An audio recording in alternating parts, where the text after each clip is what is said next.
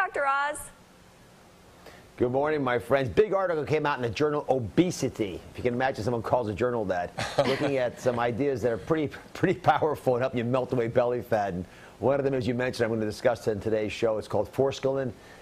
Don't mispronounce that, by the way. It's a product that is related to the mint family. It's a root, and it helps people burn away fat but not muscle, which is important because a lot of times you go on a diet, you lose muscle as well as fat, and that's a problem because when you start to put weight on again for whatever reason, you'll yo-yo back up without the muscle to burn off extra calories. And this product also seems to help people build up a little more testosterone in their body and build up bone strength. So I'm excited about it. And again, it's been used for medicinal reasons before. It's a root that could be valuable for a lot of viewers. Okay, and this works with or without exercise? This just can help you burn belly fat?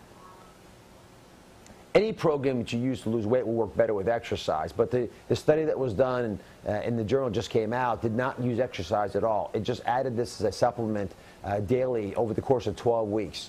And again, the point is to make sure that it's safe, that no one was hurt. That seems to be the case, and that it's effective. In this case, they were effective at burning off selectively fat, but not muscle.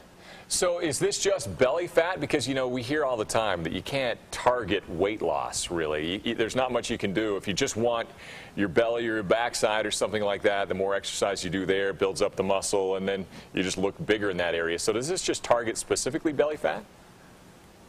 Well, Dan, you can't target fat with exercise, but there are some forms of fat that are better treated with some approaches than others. For example, belly fat is usually related to high stress levels, or at least cortisol levels are high.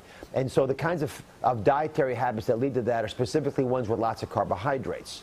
And this product, this compound seems to work by changing the decision that a fat cell makes when it's given nutrients. Can it deposit it as fat and store it, or should it burn it off as energy? And it seems to move it towards burning it off as energy, which is why it works.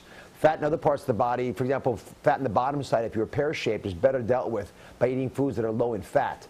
So it's true you cannot target fat specifically with exercise, but you can with the foods you eat. Okay, and is that where the antioxidants come into play? Is that...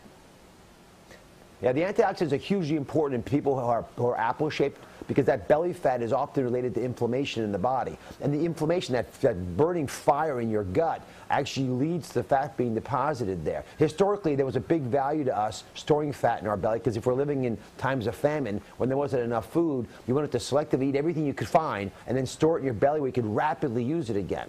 Whereas fat that's in the hips and thighs, especially in women, was valuable for childbearing, because you could access that fat for longer periods of time. So there are reasons why we store fat the way we store it. It's related in part to our genes and where our families came from historically, but also, without question, it's affected by the foods that we eat.